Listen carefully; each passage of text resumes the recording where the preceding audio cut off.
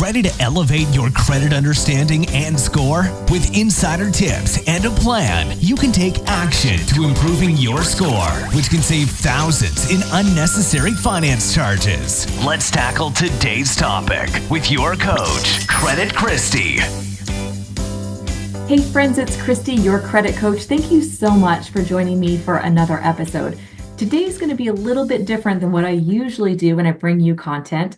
Today, I have a friend with me that's going to talk to you about something a little unrelated to credit, but I think you're going to see through this conversation how it truly can go hand in hand. So I had been introduced to Priya Kumar. She is a profit coach, and I'm so excited that we were finally able to make our calendars align so we could have this conversation, bring some much needed information to you. And I think you're going to just love hearing from Priya, her journey, where she came, where she's at, and how she can help you through the information she's learned along the way to hopefully lessen the burden of your journey through money, finance, and credit. So welcome, Priya. So glad that you're here. Thank you. Thank you. Thank you. I'm so excited. It's like the perfect time of the year to talk about money.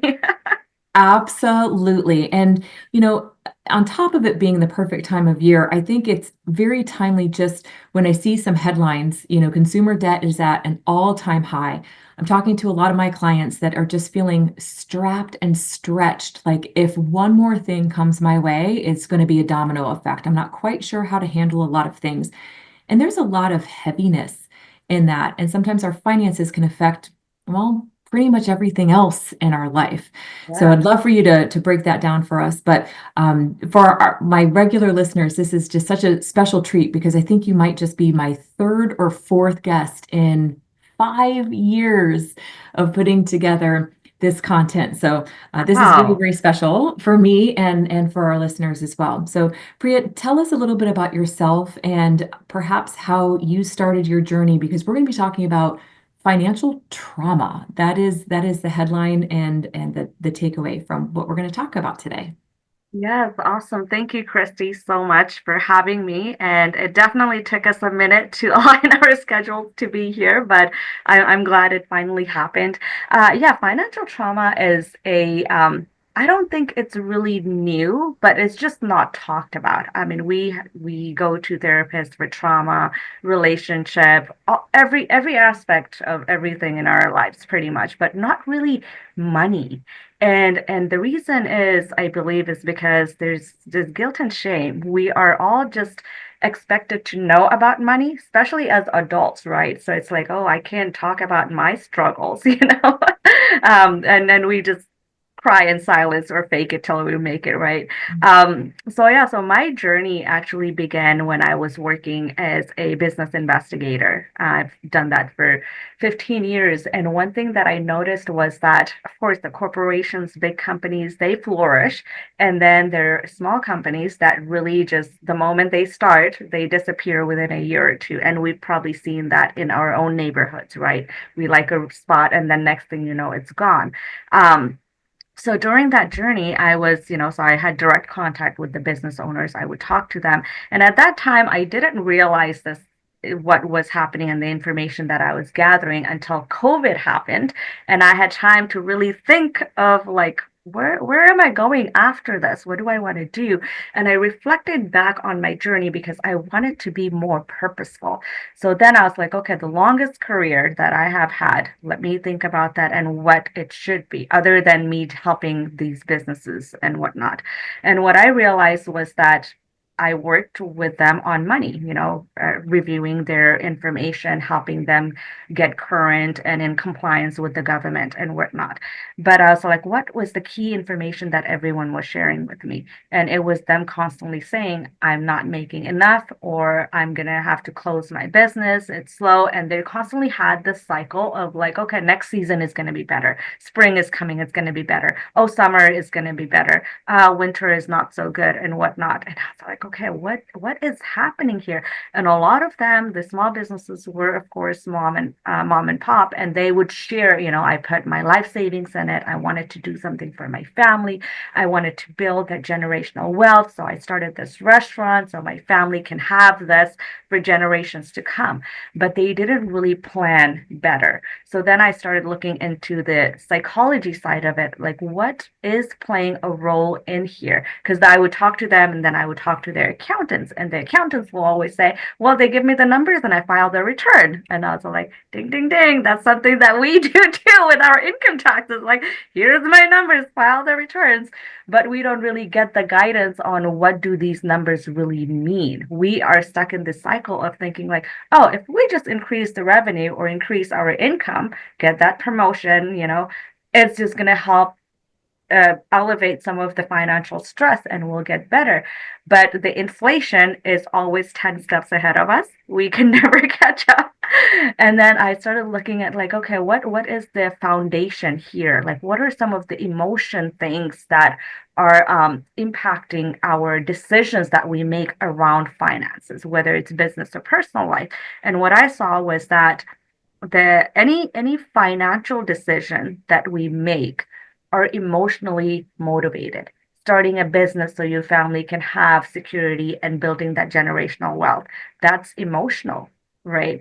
And then as an individual, making sure you put food on the table, live in a safer neighborhood, have build that wealth, and have college funds for your children, send them to a great school, things that you didn't have, even buying toys, expensive toys, right? It is all emotional. It all that love, that emotion manifests because finances, money is something that we actually need in order to be able to create that security and safety for our families and people that we love and care about.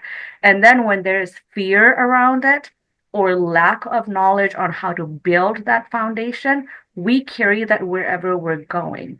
And I will give you a specific example and just my own experience. When I was in college after I graduated, I was like, yes, I have a degree. I can go do all these things and make money and be great, because I come from, like, my parents came from Fiji. I was born and raised in Fiji, so I was the first generation, immigrant, or they not the first generation, the last generation, because my son is born here, but they didn't have college education, so they worked around the clock, minimal jobs like housekeeping, maintenance, and whatnot. And they worked around the clock to provide for us because you work minimum wages. And then when I graduated, the one thing that I kept hearing in my head was work hard. It will all come together. So what did I do? I went and got 2 jobs and I was very proud of it. And then when the burnout hit, I was like, wait, something is wrong with this picture. Why am I repeating the same habits that my parents are doing? I should be better off, right? I have a college degree. And that's when I realized, I was like, but I don't know anything about money. So I am taking their trauma of not having that knowledge and not having to build that not being able to build that security fast enough. I am just duplicating it and trying to do it faster. Then I was like, no, pause. What do you not know? Because what my parents don't know, they can't teach me. And I don't want to take it to the next generation. So I was like, what is it that I don't know? So then I had to assess my own financial trauma.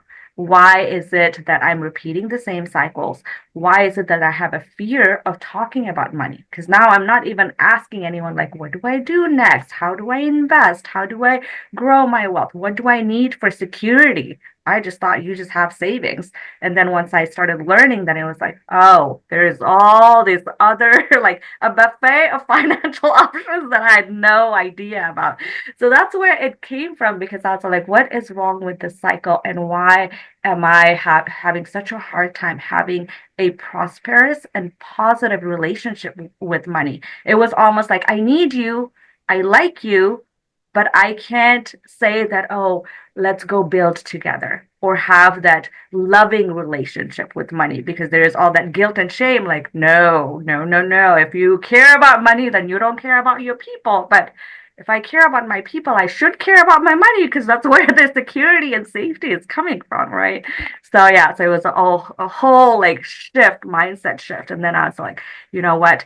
This is what I want to teach other people. So it was first a general, and then I was like, no, I'm going to take it to women because as a mother, I have that guilt and shame of like, oh, I had to go to this meeting, so I missed something of my son's, right? Or his awards or whatever. And I'm like, I need to be able to harmonize it all.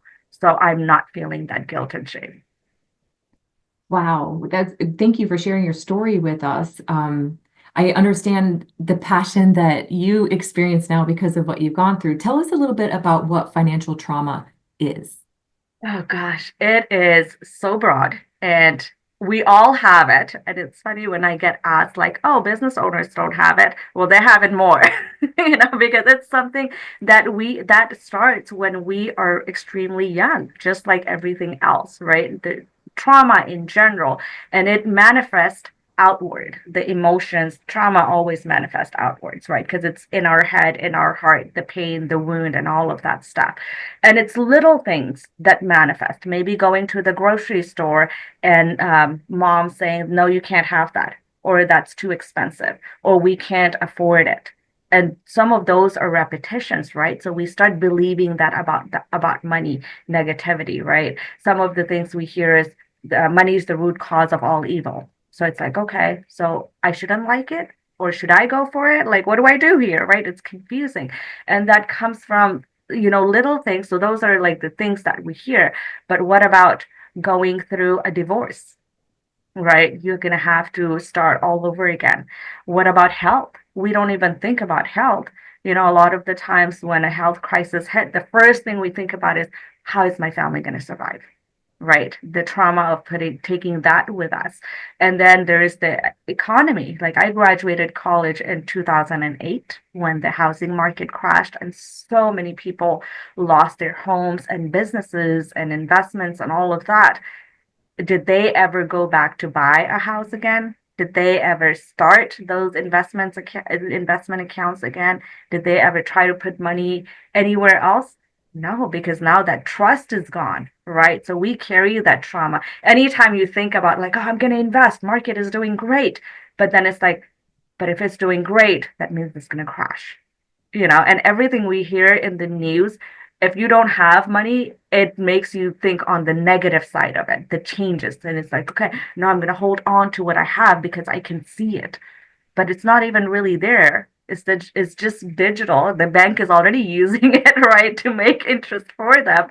Yeah, and then what about other things that happen in our lives, like the presidential changes, right? When we go through, there's so much anxiety around elections, like, oh, next president, what's going to happen? Maybe I'm going to wait until then to invest, right? Or what about when we trust our friends who are doing really well, and they're like, yeah, you should invest. I call people who do that, including myself, because I've done it, bandwagon investor. You hear like, oh my God, like crypto, let's go buy this because it's so cheap. I think it was Dogecoin or whatever. It's like, let's all jump on it. And then it crashes. It's like, oh, I don't trust that friend anymore. They gave me wrong financial advice. But if we really look at it, if we had a better trusting relationship with money, and if we had financial confidence within ourselves, we would make better choices because we will understand the risks that go in it. And one thing that I always say is that as adults, we self-soothe through money. I absolutely see that. I see a lot of people that when they get depressed or sad, they go to their favorite store and spend money. Yes. Yeah, Yes. I see that. That's Getting our hair done, getting our nails done, inviting a friend to let's just go for a happy hour or go out to eat. It makes us feel better. And there's nothing wrong with it, right? Because we work hard, so hard for our money. Why not? Right. Yeah. everything in moderation. Yes, yes. Because Even sunshine burns if you get too much, right? So because there's everything a in time when you cross the line of where it's is it really something this is happening, or is it now just an excuse because I had a bad day? right. Yes. So who really experiences financial trauma? All of us. All of us All do. of us. And if we really look at it, if we analyze our lives, even like if our parents went through divorce, if your family doesn't talk about money at all, why did they never talk about money? Or even if they did talk about money, what was the language they used? Was there fights around money? Right. Getting fired is another financial trauma, a big one, right? Not being able to afford things for our families, that's financial trauma. Even the thoughts, like if we are going to bed and we're thinking like, oh, I need to do something better. I need to make this work. That's also coming from that fear, right? Like, what if I don't? And then one of the biggest one was when I heard one of my clients say, when I asked her, what is your relationship with money? When I say money, what do you think? First thought. And she paused and she said, psychological terrorism. And I was all like, oof, that is just so heavy. And so I asked her, that is really heavy. No, I have none of my clients have ever said that. Why do you say um, psychological terrorism? And she said, ever since I was a kid, money has been a conversation, something that you need to have, you need it for survival, but it's something that never goes away. She's all like, it's constantly in my brain. It's constantly in my head. When I go to sleep, when I wake up, I think about it. So the thoughts, the negative thoughts around it terrorizes me. And it's the constant fear that I feel that never goes away. And then when we started talking more so on like laying down the bricks, the foundation on like, okay, here's where I can start.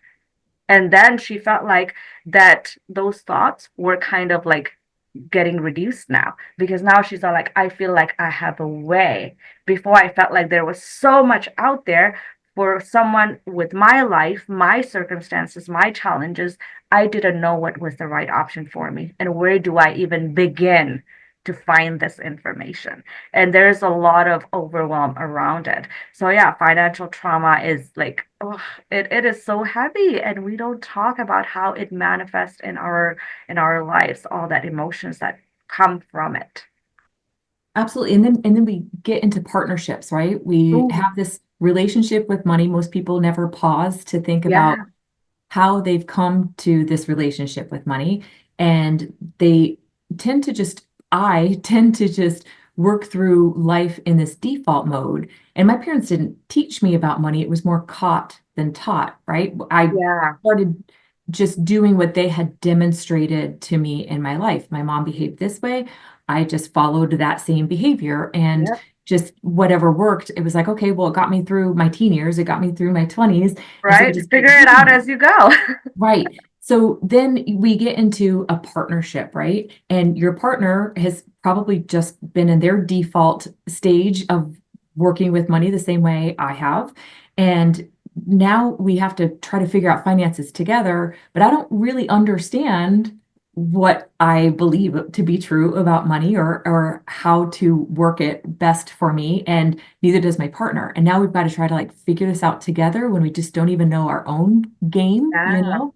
So yeah, that comes up. I mean, I know money is one of the top reasons that's listed for divorces. And yes. at the time of this recording, it's January. January and August are the top 2 months for divorce filings.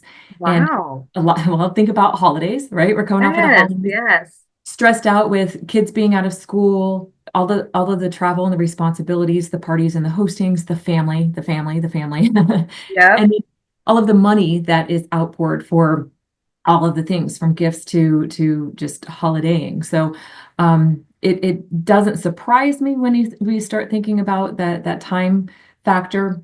But then how do couples manage through this? So okay, I've come to the conclusion, thanks to you, that I have and am experiencing financial trauma. What do I do about it? How do I talk about it? How do I even bring this up to my significant other? Like, what do I do with this information now? Oh gosh, I am so glad that you hit on that because it is so important. And one thing that I want to say, when you look at research, they would say people are saying that communication is the number one reason. Well, guess what? money is the next one. And why is it? We don't know how to communicate finances, responsibilities, what we need, and what we want.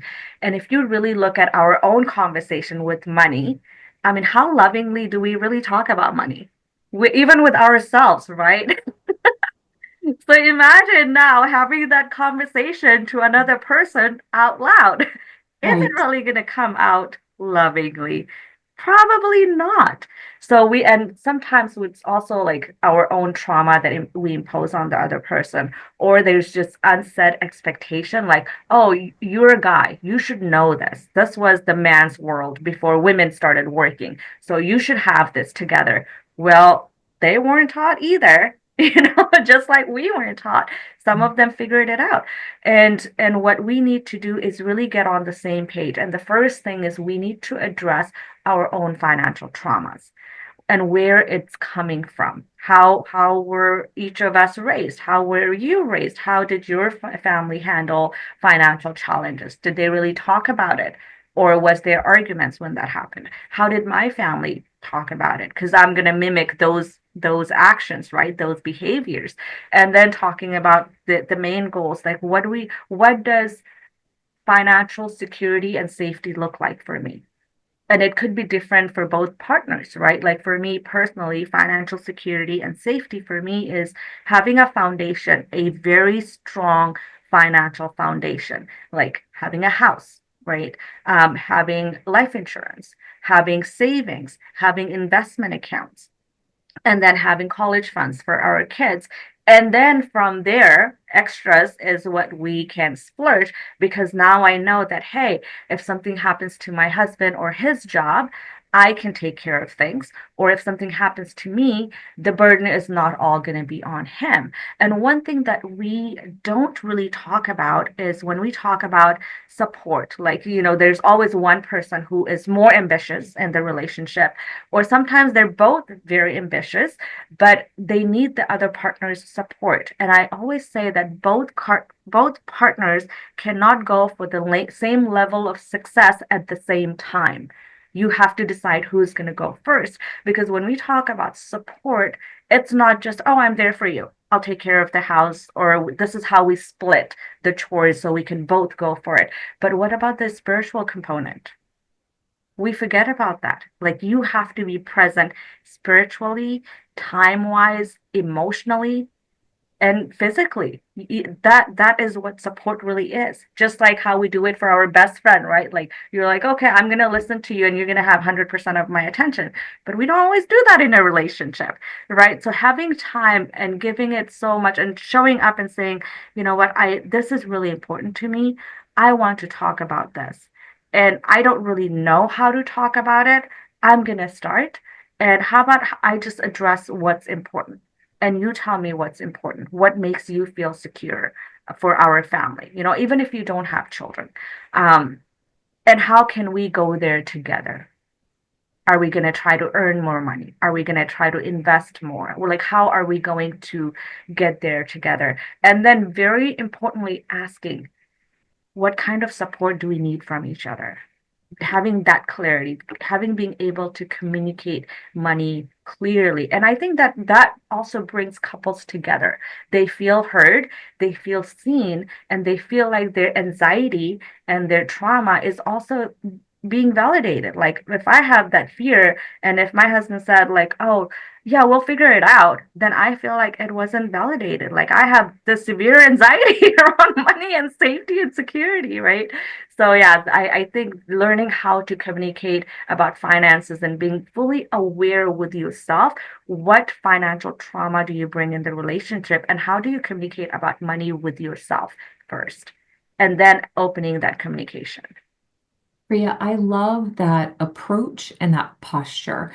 I know sometimes talking about money can be a lead in or a guarantee to an instant fight for some Yes. people. Oh, yes. Because we And it, start with the expenses. Like, why did you spend this much at Target?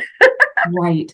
And sometimes there's this feeling of inferiority, well, he makes more than I do. My partner is the breadwinner and I'm not. So what kind of say do I have in the matter? Or, I have insecurities about my ability to save and spend and manage my money, but my partner does a fine job. So I'll just, just give all of it over to them and hope for the best. And the turtle in the shell isn't Yeah. necessarily the best approach. So having this conversation together, it starts though, it sounds like, with self reflection, really going back. And I would imagine you're going to say, or at least edify this thought, it's probably from our childhood, like everything Yes. else. Yep. So we've got to go back to that very young, fuzzy-headed, baby teeth little version of ourselves that was innocent in our lives and just a product of what was around us, right? So not to point blame to our environment and our caretakers, but maybe just to shed light on, well, what did your mom or your dad or your caretaker believe about money? Did they fight about it themselves? Did they not talk about it at all? There are Yeah. some households, they had plenty of money and were raised so fiscally wise that the kids growing up believed they were poor. And there were Yeah. some kids that believed they were rich as could be, and it was all borrowed money. Yes. Yes. Yeah, And so it all that's the caretaker's um uh trauma, right? So they're that child is living through the vicarious trauma of like, okay, my parents, we're off, we're all off, we're fine. That's because the parents wants to feel they are, or the caretaker, whoever is responsible, right? Yeah, yeah. But I'll let you finish your thought. Sorry for Yeah, it jumping just, in. it never ceases to surprise me that there are so many things that are just generationally taught, these generational beliefs, and it could almost be a generational curse. If my great grandmother, like for instance, my dad he was born in 1935. So he was a product of and raised in the aftermath of the Great Depression. So Yes. he didn't intend on teaching his five children scarcity mindset, but it was just infused into us because that's truly all he knew through his childhood. And it was And all around you. Everyone talked about that at that time, right? yes, Yeah. yes. And then, anytime I saw him take a risk and fail, because let's face it, we have to fail a lot more times than what we would Yep. prefer to admit to in order to get to success, I would see that failure and it created a story in me like, well, don't take a risk because you're going to fail. You watched your dad fail over and over again. So stay safe over here and just go get a safe job, get something that's recession proof. Yeah, you're not going to make as much, but like those kinds of thoughts don't help us get ahead. It doesn't help us dream big. It certainly stood in my way for way too many years and kept me kind of stuck, I'm looking around, I'm like, why am I so broke? Oh yeah, I'm in a safe job. Right. Job security. Yeah, and it's funny, I'll go and teach, especially for like women's conferences and those kinds of things. I'll go and teach about finance and money and credit. And I love starting off asking how many people think that a budget should be spelled like as a four-letter word. And you won't even, I know you would, but almost every hand goes up in the room, right? And there's this giggle and this laughter and kind of, I guess, maybe a little shame that we see that way. But it's because most of us, I believe, if you've ever sat down to do a budget, it was probably because you were the brokest in your life and there was like not two nickels to rub together. So of course you now are forced to have a budget. But what if you had all the money that you needed to live very, very comfortably and then some? And you thought, I'm going to make a budget to make sure that my money goes as far as it can for the deepest impact possible, right? I want to support some great causes. I want to have something set up for my children and my children's children. I want to retire well. I want college to be paid for, all those things. If you sat down and did a budget from that perspective, would it feel like a four-letter word? Like, no, it would be very empowering, right? So it's that space and that place we're at in our life. And then because of that experience we're having right then, we put meaning to a word that meaning actually shouldn't belong. So sometimes when, especially with couples, when you sit down and you talk, is maybe it's the word budget. If your partner like wants to puke in their mouth because you say budget, maybe rename it something, right? Yeah. Something more Yeah. powerful for you. if there's a meaning associated with something that could be a tool in your life, let's just name it something else. So that way we don't have to have that meaning come into that conversation. So what would be, so I'm using that as a lead in to ask what would be some tools or some takeaways that our listeners can leave with today that could help them feel more confident and comfortable about that self-reflection, really going back deep into their childhood years and thinking, what did I experience? What was it like? What did it feel like? What were some things where I said, well, I'm never going to do that because it didn't feel good when my parents did it or I experienced that. And then, probably more importantly, once we see that, how do we bring that into our relationships, either current day or future relationships, if we're working on one? I love what you said about budget and language around money. Why not just change it, right? Who even came up with that term, right? And I love that because when I started talking about money, I hated the term financial literacy because not everyone has it. And when you say financial literacy, for me, the trigger was okay, in order for me to be financially literate, I need to have financials, which means I need to have money to be able to invest. That was my initial thought because the only people talking about financial literacy were financial advisors. I was like, well, I'm broke, so financial literacy is not for me, and I'm not going to go any place that says, oh, today is an event for financial literacy, free food, free drinks, whatever. I'm like, I'm not going because I don't have money. So I don't want to go there and feel worse about myself coming back. So when I put my program together and I'm like, I want something empowering, what makes me feel like I'm in control and motivates me want to go do this. And I was sitting there and I was looking at my wallet. And I was all like, that is, if there was just a power button on that wallet and it could just create money and fill up, that'd be so amazing. And then I just like chuckled and I was like, oh, power your wallet. That is going to be my thing. I'm going to power my wallet, just like if it had that button, right? So then my program, that's what it's called. It's called Power Your Wallet. And that's what I teach like at I just spoke with at the school that I graduated from and spoke to 16 to 18-year-olds on powering your wallet and what they should know going forward. And I love it because every time I say it and I hear it, I'm like, it has a good sound to it. It doesn't make me feel bad. All it lets me know is like, I just got to figure out how to power my wallet. Right. And that's what I am going forward with. And I created a workbook. It's called a financial trauma workbook that's on my website, which is pivotmyprofit.com. And Pivot My Profit came up because I was coaching businesses and it was the first thing I started with. And I was like, we need to pivot something. And businesses and even us individuals need to think about security and we need to think about sustainability. So I was like, if you don't have profit, you can't sustain yourself. So that's where that name came from, Pivot Your Profit. So it's on my website, Pivot My Profit is the website. And the workbook is called Financial Trauma Workbook.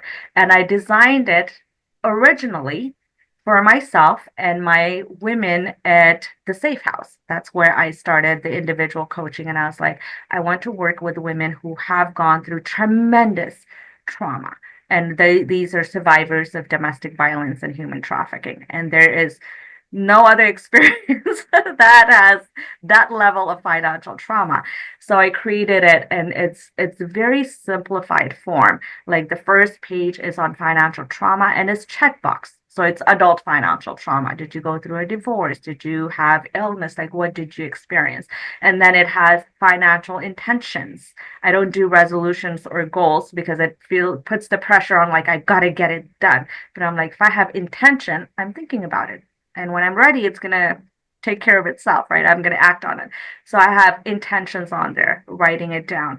And then I have a page on there that's on relationship with money. And it's where I ask my clients, they say, what is your current relationship? And don't be shameful about it. You know, just tell me if money was a person And if you were in a relationship with this person, what is this relationship right now? And even when I did it for myself, I was like, oh my God, this is a very toxic relationship. But I can't get out of it, right? So I got to find a way to change it. And so when they do it, they laugh too. We discuss about it. And then I have them write a new relationship. What would be their amazing relationship, like a loving relationship with money? If money was a person, who is this person and what is this relationship? And oftentimes I have them picture a person in their lives that they look up to and they love. And mine was my grandfather. And the reason I picked my grandfather was because he just showed up. He just knew I needed him. I didn't have to tell him anything. He'll just be like, I'm here to visit you. So I was like, I want money in my life to be like that. Like, oh, you're going through some stuff. I'm here. I'm here to visit you. I'm like, that's what I want. So even when I go through challenge times, I'm like, you know what? It's on its way. My grandfather is on its way. So he's going to be here soon. And it does happen. At the last moment, something will happen and there will be a breakthrough. And I'm like, I love it. So we want to attach it to something extremely positive. So in the negative moments when you're thinking about it, it's going to take you on the positive side because this person is so loving, you cannot think negative about them, right? You just trust them. And I feel like that's what really, really transformed my relationship with money. So if anyone wants to go look at it and figure it out, it's like, I think 5 pages. They can download it and work on it. And I would love to hear their feedback. I mean, they can even put it on your page, but it also has like my contact information in there. So I would love to hear what they figure out, what their relationship is with money. Awesome. I love that. What a beautiful tool and gift. So thank you so very much for that, Priya. That's amazing. And I want to just second something that you just said. I love that you attached your grandfather, who always came at the right time. Yes. He always blessed you by his presence, and it was just always in the nick of time. You lit up when you spoke about him. And when you light up thinking about money, that's the opposite, I think, of what a lot of people default to, right? I think a lot of people, when we're talking or thinking about money, it's in the negative form. There's not Yes. enough. I don't know how I'm going to pay my bill. I don't earn enough. And it's always in that negative status Correct. as opposed to I have enough. It's on its way. Yes. My grandfather come in to give me this gift and to just make it all right. So I want to just kind of just reiterate that what I grasped out of that because it was beautiful. We need to say the positive words. It's on its way. Yes. It's coming to bless me, right? Yes. It loves Yes. me. I have a great relationship with money, and I know that that might sound a little corny for some people, but it's the law of attraction, and it's not necessarily how, right? The universe will figure that out on your behalf, Yes. right? Yes. God wants to bless you. It's you don't have to worry about the how. Yes. That's not the right thing to focus on. The right thing to focus on is the positive parts of it and attracting it. Yes. And so I love what you said there. I never thought about attaching it to a memory of somebody who's really amazing and what you'd like for that to be showing up in your life. That's awesome. That's a really Yeah. great And tool. and the only reason I did that was because I had such a hard time picturing like because money has like such negativity around it and I'm like I don't know what a positive relationship with money looks like when you're not supposed to give money that much importance. But I was adamant about having that loving relationship without guilt and shame, like, oh, this person cares about money. I was like, yeah, I have to care about money, otherwise my family is gonna go hungry. Well, I'm not. name one thing that money doesn't touch, right? Yeah. It's required. So Exactly. It's just a currency. Just like any relationship, you have to give it something.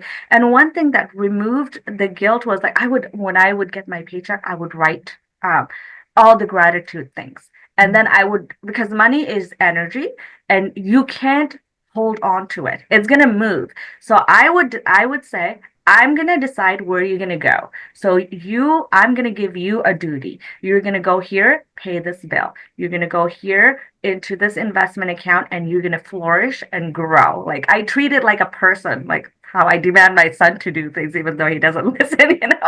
So kind of like that, I'm like, I don't want something else to dictate how much of you I get to keep. I'm Mm. going to dictate how much of you I get to keep and where I want you to go to help me grow. And I said, in gratitude, I will happily help those who really need me. So, there are times when I'll go for speak at high schools, which I don't get paid for, or they don't have the budget for it or whatnot. I'm like, that's okay, because someone else will give me way more than that I asked for, and they'll cover for this. And that has happened. It's my belief. So I'm like, in gratitude, I will still go on to do my duty. And then one thing that I tell people is like, just imagine if you did not have to worry about money and you are able to free your time because all have limited amount of time, what will you do in that time? And I was all like, I would love to go volunteer at places that deserve it, right? So I volunteered for hospice. I volunteered at the safe house before I started instructing there. I'm like, I am blessed. How can I spread this blessing? And I think that's why, like, having that confidence, that love, like, no, it's my grandpa is showing up. He is showing up. He sees the work I do. He sees my intention. She sees how passionate I am, and he's going to allow me to make room for my passion. I love that. I think that you've taught me and probably many, many others that are listening a new way of actually physically seeing our money. I love that to put a character, a loving, Yes. abundant, I want everything for you character. It's beautiful. Oh, that was my favorite takeaway. You shared you've shared so much with us today, and I'm so grateful for you sharing your expertise, your heart, your story, and your gift. I love that tool that you've provided for us at pivotmyprofit.com, that financial trauma worksheet. Any final words, parting words that you'd like to leave our listeners with?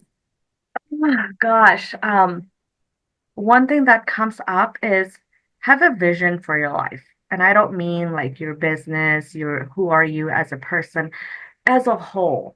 And the reason I say that is because just like we have our title for our work, right? Like you're a manager or you're an employee or whatnot. I want you to think the impact that you want to make requires you to go to that level. Like anyone who goes from an employee to becoming a manager, now you're in that place. That's your avatar. How are you showing up? Is this living your vision because you want to impact people? It's not just about managing people, you are influencing people. So whatever we want in our life, whatever passion we want to live, we have to ask ourselves, what does this person require? Who do I need to become in order to be this person, right? So my vision for my life is that I want to impact people's lives. And I'm like, God, I don't know what it looks like, universe. I don't know what it looks like, but I want to do it with money because I understand it. I'm passionate about it. I want to impact lives. And so like open the doors and I will receive and I'm ready for it.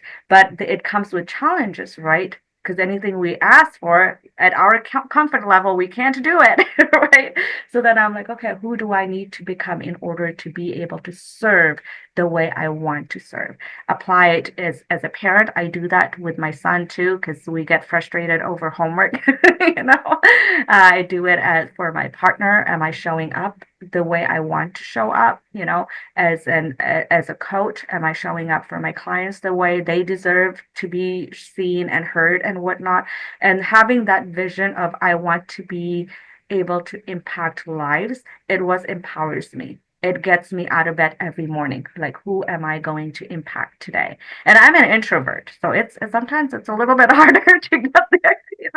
But yeah, having that vision for yourself, it's so powerful because we are here to spread the light. I love that. When you said impact, it made me think of the book. I know a lot of people know Napoleon Hill's Think and Grow Rich, life-changing book. Well, the Napoleon Hill Foundation actually allowed another author. Her name is Sharon, and I can't think of her last name at the moment. I apologize. She came out with the Think and Grow Rich for Women. And a big part of that book replaced the word money with impact. Because especially for women, yes, we want money. We've got to pay our bills and we want to be able to have some of those fun things in our life. But I think when we really come down to the core, we really do want to positively impact others, leave a legacy of love and light that helps them be a better version of themselves because we brought some kind of a blessing into their lives. So I do want to end this way for my listeners. First off, thank you so much for hanging with us with this time together. It means so much that you've taken time out of your day, out of your life to listen in and learn. I hope you've gleaned so many amazing things. But I also know that we can't attract in any more than what we believe we're worthy of having. And I want you to hear me. You are worthy of having it all. God wants you to live abundantly. I want you to live abundantly, and understanding credit and knowing the rules of the game allows you to win. Understanding our beliefs and that trauma from younger years shows up and manifests in our daily lives as functioning adults living in a default mode can keep us stuck. And so my prayer for you, my hope for you in this time together is that you've learned something that you can now infuse and bring into your life. You can bring that into how you are speaking to your children about money. You can be more cognizant about, well, what am I demonstrating? If I'm not talking about money, what am I showing my kids for their own belief system about money? And are the words and my behaviors, my actions showing up as something that might be more negative than positive? And while I'm doing that self-reflection, do I believe that I am worthy of having it all? And if you don't believe that for yourself, I believe that for you. So you're welcome to borrow my belief because I believe you are worthy and you are enough. You are deserving of an abundant, beautiful, amazing life. And now you've got some additional tools to help you work through it so that you can create that big dream and image that you want to chase after and go make happen. So you can be the impact in others' lives that you know you can be. So friends, thank you so much for being here with me. Priya, thank you for your time and your expertise that you've shared with us. Go check out pivotmyprofit.com. And when you work through that worksheet, please do give Priya the gift of your feedback and letting her know what impact that had on your life, maybe what is a new revelation for you, so you can set some great new intentions for your life. And until next time, my friends, stay well. Subscribe now and share with a friend to stay in the loop for new credit content and insider tips to maximize your credit knowledge. And follow Credit Christie on Instagram.